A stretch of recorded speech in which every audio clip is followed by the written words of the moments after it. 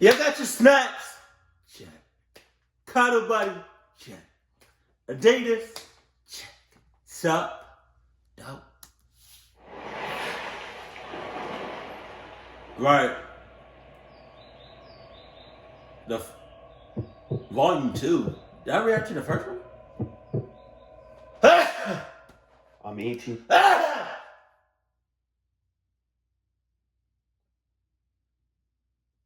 Thank you for anybody that said bless you. Years old, going to be a freshman in college this September. This past July, my friend Miranda held a pool party in her backyard as a sort of graduation party, minus any of her family being around because her parents were away. She clucked. If that pool party is an open pool party, I don't give a cluck what you say. If it's an open party, hell no, I'm not going. She often has the house to herself, so her parents' house is the go-to spot for a lot of hangouts. She invited like 100 people from our grade. Wow. There had to be upwards of 150 people there at the night's peak. God damn. I was one of the first to show up with my friend Jonah, because we're close with Miranda, so we wanted to help out a little bit. By the time people started showing up, everyone congregated slowly from the kitchen and living room to outside in the backyard by the pool. Some people brought their bathing suits and jumped into the pool. Others just jumped in their underwear. And then, of course, most others just stood around the pool. She has a huge backyard. At a certain point, so many people were at the party that it was clear as day people were bringing friends from other schools. See, and that's that shit I'm talking about. That's that shit I'm talking about. Because we didn't know everyone there, and Miranda was getting mad because she made it clear she didn't want randoms. Oh, yeah. In fact, unfamiliar people seemed to be just barging through the gate, not even accompanied with people from our school or grade. There wasn't much we could do, though. The party was already too crazy to easily control. Miranda did throw in our class group chat not to bring any more randoms or they'd be asked to leave. The problem seemed to slow down after that. At around 1 a.m., police came to the house and had to shut down the party due to multiple complaints from neighbors. So the music was turned off, and 99% of the guests were asked to leave. Damn. Mostly everyone cleared out except a few close friends, including some of Miranda's girlfriends, Jonah and I, and a few other guy friends. We helped do some cleaning, like picking up all the empty cans and bottles. Eventually, it was just 4 of us left there. I'm talking at like 3 a.m., if not later. Since it was hot outside, we migrated to the inside of the house in the air conditioning, where we were just chilling in the living room continuing to drink. Then we all heard a distinct crack from upstairs, and we went silent. Miranda was the first to ask what was that, as we all looked at each other with these wide-eyed, half-laughing, half-freaked-out faces. Jonah and I laughed, teasing Miranda that someone was upstairs in her room. That's not clucking funny, you sons of clutches. If it's so funny, how about y'all niggas go up there and check it out? Because I'm not going to check it. You know what? I should have left when them other 99% of the people left. That's what I should have did. I don't know what the hell I'm doing here. And she begged us to stop and check it out. So we did. Okay. We went upstairs to Miranda's room. It was clear. We then went to the guest room that used to be her older brother's room, and we found one of our friends, Steve, passed out in the bed. God damn. We went downstairs to tell her that Steve was upstairs and knocked out. I guess that gave her a sigh of relief. Looking back, that didn't much explain a sound coming from upstairs if he was knocked out in bed, though. But we weren't exactly the most coherent at that moment. Eventually, Miranda and her friend Mel went to sleep in her room. Jonah fell asleep on the couch. I went to her parents' bed. None of us were okay to drive anywhere. I can't remember how much time passed before I remember one of the girls screaming in the next room over, and then both of them. It was a heart-dropping kind of moment, but I didn't know if they were messing around with each other at first or not. But I realized pretty quickly the screams were way too real. I burst out of the bed and went to Miranda's room and opened the door. The lights were out. I could barely see anything, except for the 2 girls huddled up hugging each other in the corner of the room, basically curled up on the floor. I saw what they were screaming at. There was a tall person in the opposite corner of the room, on the other side of the bed from them. I saw him looking at me in the doorway. I yelled at the girls to run. This is why when you throwing a party, you need to have security or some sort of at the front door for shit like this. You know? If they not on the list, they not getting in. Point blank. I don't care if that's your best friend. That's not my friend. Shit. You know what I mean? Because when you start adding friends, then they gonna add their friends. And then they gonna add their friends. Like, no, niggas. I hate going to like open shit. Cause that's when people just realize, like, that's when people start getting like I don't know, like, oh, it's an open party. Oh, it's open. Oh, it's open. It's open. The gate open. All right, let's go. You want to go? Let's go. Let's go. Let's cluck shit up. They did. There was so much yelling that even Steve woke up and came out. As the girls ran downstairs screaming that the man was touching their feet, we followed. But looking back, with 3 guys there, we regrettably didn't try to overpower that one man. Wow. We all left the house, and one of us called the police, waiting by the neighbor's house with the neighbors, possibly the same ones who called the cops on the party. We didn't see the man leave the front door ever, and after police searched the house and couldn't find him, that meant he left through the back door. None of us recognized who that man was. It was probably an older man who knew Miranda somehow that snuck into the house during the commotion of the party and thought Miranda would be alone after the party. It's some sick, scary stuff. Whether we could have overpowered him or not, we'll never know, because we don't know if he was armed. You should have gave it a shot, you know? I wasn't going to overpower him. I would have took like one of my friends and I just would have threw him on top of the person.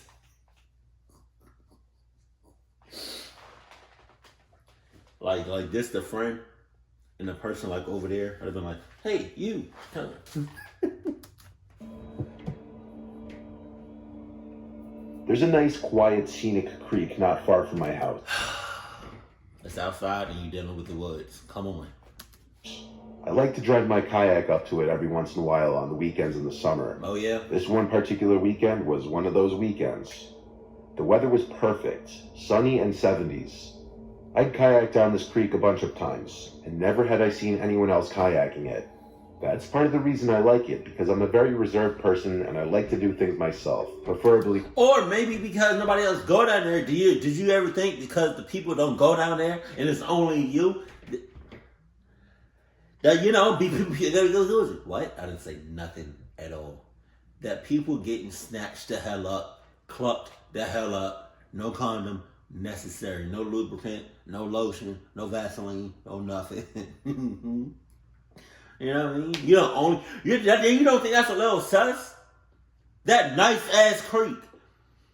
And you the only one there? And you've been going there for a while? You're the only person? No, that's cap. Privacy. So I set out on the kayak not far from where I parked my car, which is some gravelly dirt parking area right off the road. There was one other car that pulled in a few minutes after I did, which was unusual. I'd never seen any other cars except my own here. 20 minutes into my kayaking, someone came out from the woods ahead of me coming up on the left and approached the edge of the water. He stopped and waved at me and smiled. He put his hands on his hips and greeted me. What? It seemed he had an expectation for me to stop and chat. I'm not stopping. What the cluck are you talking? What do you think this is? What do you think this is? You know? Basically, either people getting clucked the hell up at this creek, or this is you. No, I think people getting clucked up, and I think that's the guy that's clucking people up. You know? Because who the hell does this shit?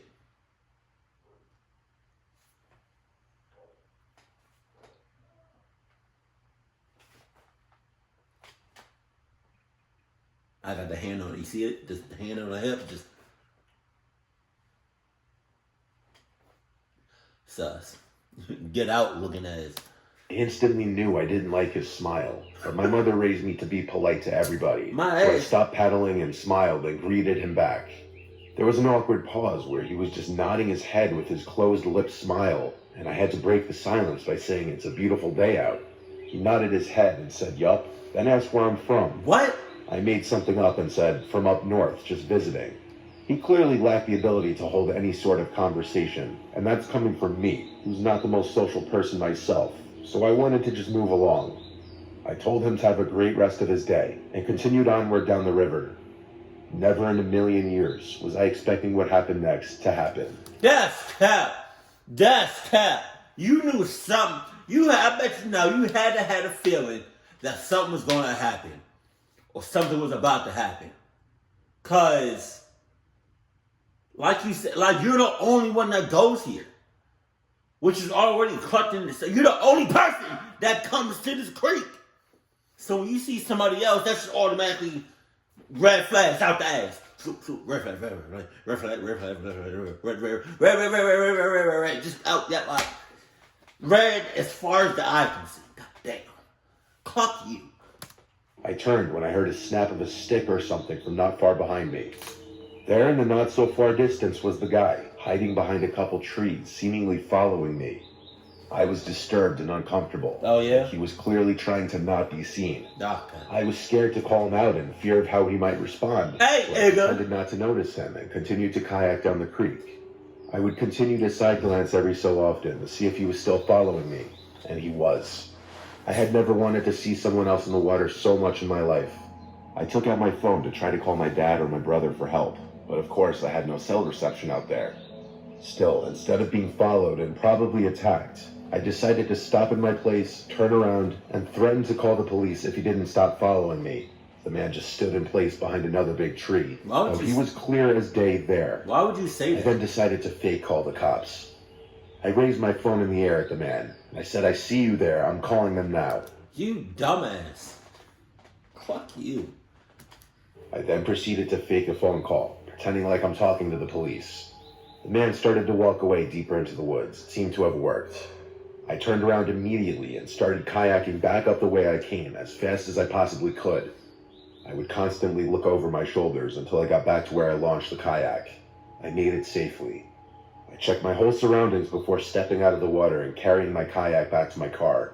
The other car in the little parking area was still there, but I made a disturbing discovery that may have saved my life. Up until this point, everything that happened could have maybe been explained away. However, I noticed broken glass near the back of my car, and the back passenger side window wasn't there anymore. It had been shattered. I didn't step 1 foot closer to my car. I stayed hidden in the woods and checked if I had bars now that I was closer to the road. I did, and I called 911 successfully. I reported the whole incident and the broken window, and I stated I was scared I was still being followed. Waiting for the police to arrive felt like the longest, most tense moment of my life. It dragged on far too long. But when they pulled into the dirt area, I finally came out from the woods and waved at them. I pointed to the car, and 2 police officers came out and approached the car where they found him, the man from the woods, waiting in the back seat of my car. Oh my God. Hiding, waiting for me to enter my car to grab me. It was beyond satisfying to see him arrested. He definitely wasn't smiling anymore. I looked at him, as it almost seemed like he was avoiding looking at me as he was taken to the police car. I'm happy the man was so stupid that he thought I wouldn't notice shattered glass all over the side of my car.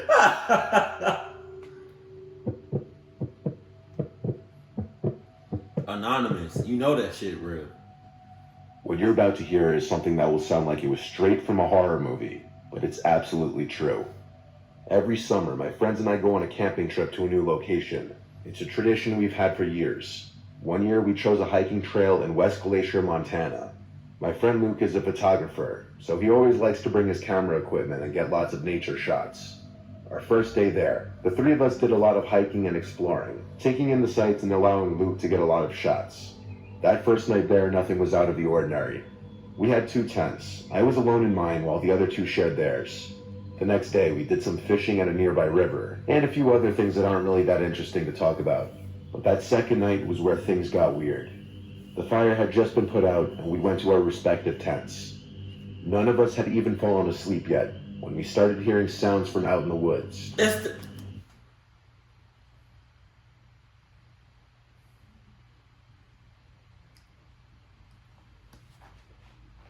It was very clearly a person's voice. It sounded like an older woman's voice. It kept getting louder and more clear every 10 seconds or so. I called over to my friend's tent right next to mine, asking if they heard that, and they called back saying yes. Someone was out there. The voice got so close and so clear that we could hear her saying hello. I was shaking in my socks. Maybe you might think we're bad people for not jumping to help an older woman who may have been stranded in the woods. You not bad people. You my kind of people. Cluck is you talking about? Adidas game for life. Let's go. I'm not helping no. Oh no, I'm not helping no. Yo, if I'm ever in the woods, which I'm a clucky. I was in a cabin in the woods, so I'm a clucky. I gotta, I admit it. But I'm not going out there every day. No, you feel me?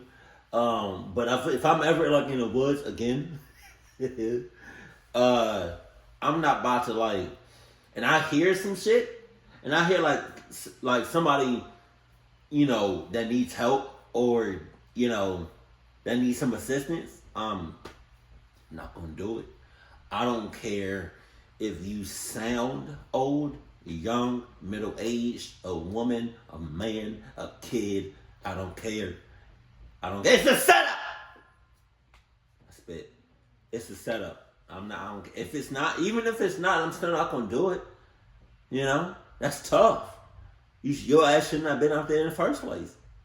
Come on now. What? I'm not gonna. I don't care who. I don't care what I hear. I don't care what I see or who I see.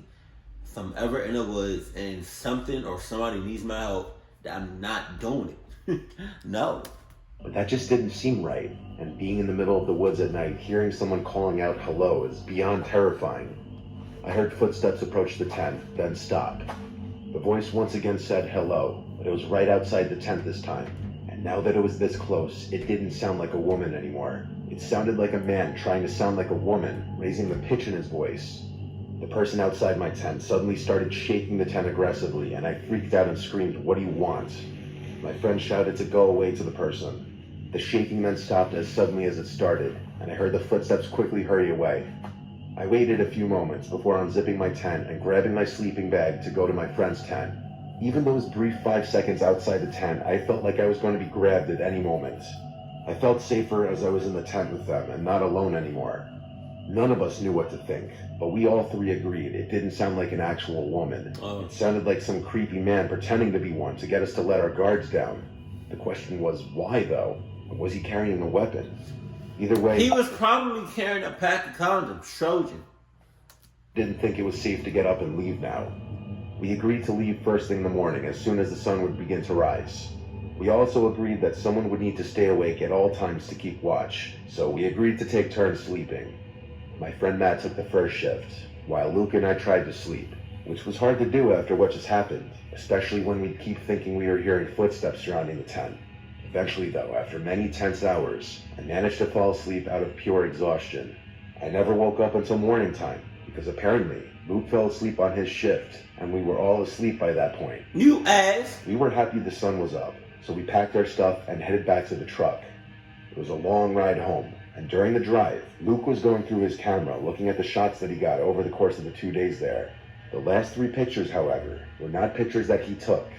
There were 2 pictures taken of our campsite while it was still dark out.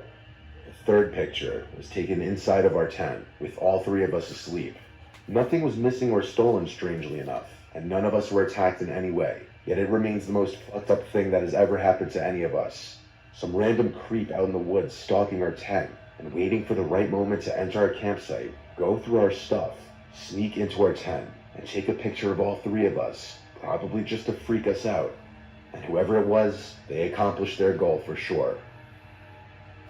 God damn. That one dude that fell asleep during the shift, you might have been in cahoots. I'm not even gonna hold you. He probably said to the dude, was like, "Are they sleep? You gonna come in here? I'ma act like I'm asleep. You snap a picture. I'ma smile a little bit, like I'm having a good ass dream, and then you take the picture. All right, just one picture though, no flash. Just take it. You got it? Got you, me. I got you, my brother. All right, I'm gonna go to sleep." Come on, man. Get the hell out of here.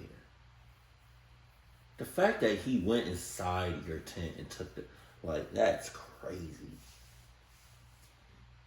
That's crazy.